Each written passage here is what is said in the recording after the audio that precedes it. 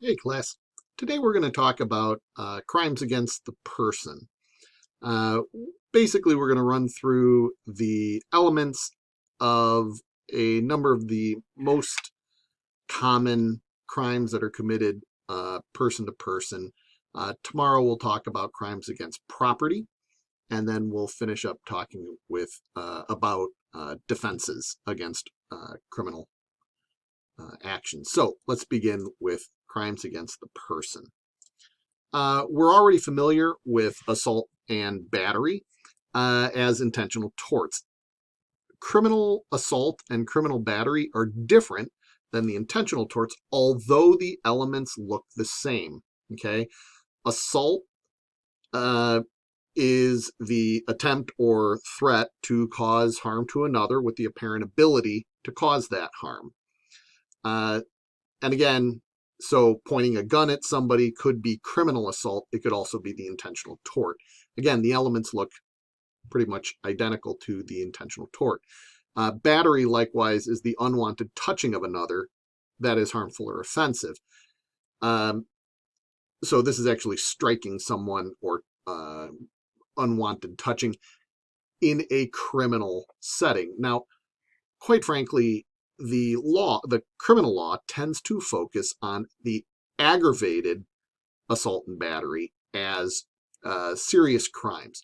And it is the aggravated assault and battery that I want you to be most aware of. Okay. So most jurisdictions define aggravated assault and battery differently. They'll contain similar elements, but there's going to be variety in how these terms are interpreted state by state. But in general, aggravated assault and battery is an attempt to cause serious bodily injury to another or to actually cause the serious bodily injury purposely, knowingly, or recklessly with an extreme indifference to the value of human life. Many states also include in an aggravated assault and battery an element requiring the use of a deadly weapon. A knife, a gun, pointing a gun at someone could be considered aggravated assault, for example, even if nobody was actually harmed by the weapon. Which brings us to homicide. There is a wide variety of homicide statutes. Again, we're going to talk about generalized statements. When I'm making these generalized statements, understand that you have to check each state's homicide statute to see how they define these different kinds of homicide. Because, of course, as you know, the state of mind, mens rea, impacts the action that is being taken. Okay, so let's think for a moment about justifiable forms of homicide. What could be an example of a justifiable form of homicide? Well, there's lawful homicide. For example, if a person is threatening another to harm another, and a police officer believes there isn't any other means to stop that person from threatening another, they could conceivably use deadly force. That could conceivably be a justifiable homicide. A person acting in self-defense, that could be justifiable homicide. A soldier acting in according to the not just the rules of war, but also the rules of action of conflict in a particular conflict. If they killed somebody, that could conceivably be a justifiable homicide. The point is that there are justifiable forms of killing. When the state, according to law, carries out the death penalty, that could be a form of justifiable homicide, depending upon the state statute and constitutionality of that statute in that state. There are, of course, unjustified homicides, which we call murder. I have 4 categories here. In general, again, states use these or might not use these categories. But in general, first-degree murder, second-degree murder, and then the further down you go, the lower the mens rea requirement is. Voluntary manslaughter, involuntary manslaughter are the 4 general categories that you'll most often see. First-degree murder is murder with malice. Okay, murder with prior planning, generally intentional actions, the deliberate taking of another life, premeditation. These are all common elements of first-degree murder. You're looking at basically you're looking for planning, okay? A deliberate action. Somebody has time to think about it and then they act, or they planned it out, or they hire someone to murder somebody else. In Illinois, for example, felony murder, which we've talked about previously, is considered first-degree murder. So if somebody dies in the commission of a felony, so for example, a burglary, if somebody dies in the commission of a burglary, and that's a felony, assuming it's a felony in Illinois, that person could be charged with first-degree murder. Second-degree murder is, generally speaking, not premeditated, but rather reflecting an impulsive act by a person who understands the consequences of their actions. Okay, it's an impulse killing.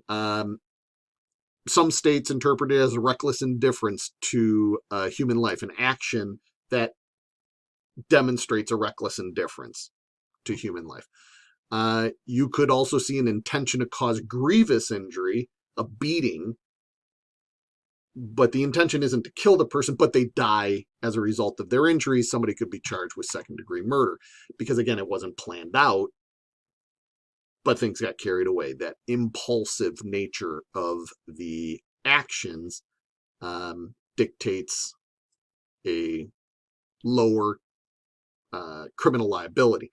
In Illinois, crimes of passion are characterized as second-degree murder.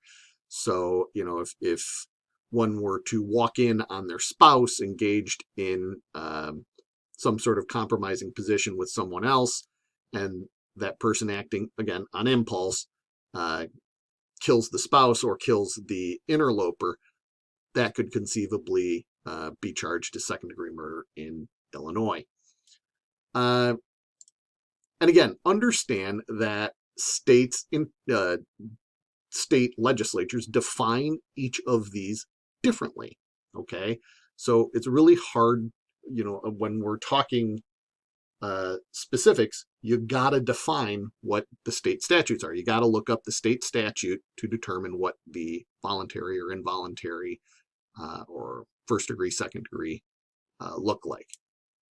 So voluntary manslaughter, again, is this heat of the moment crime of passion that I described just a moment ago. Generally speaking, a reasonable person would be provoked in these circumstances, and there wasn't a cooling off period that allowed somebody to calm down. It's the fact that the provocation, the impassioned nature of the reaction, and then the killing all occur in a very, very compressed timeline. Okay, and this is generally considered voluntary manslaughter in a lot of jurisdictions. This is considered less serious than murder. I want you to consider why. Why is voluntary manslaughter less serious in terms of criminal liability than murder? Okay, think about that. I'm sure we'll end up talking about it in class or some setting. Finally, involuntary manslaughter is the unintentional killing resulting from criminal negligence or the commission of a criminal misdemeanor. So much like felony murder, So if you commit a felony and somebody dies in the commission of that felony, that can result in a murder charge. If you commit a misdemeanor and someone were to die as a result in the course of that commission of a misdemeanor, you could be charged with involuntary manslaughter. This is generally conceived of as a, you should have foreseen that unjustifiable risk of death or grievous bodily injury to another. This is something that's foreseeable. So remember negligence. When we talked about tortious negligence, we talked about foreseeability and, weighing the foreseeability versus the, effort to cure the problem. So if a parent neglects a child and as a result of that neglect, a child dies, someone driving in a negligent manner, criminally negligent manner, or a reckless manner, depending upon the jurisdiction, gets in a car accident, somebody dies, you can be charged with involuntary manslaughter. Keep in mind that the mens rea is low.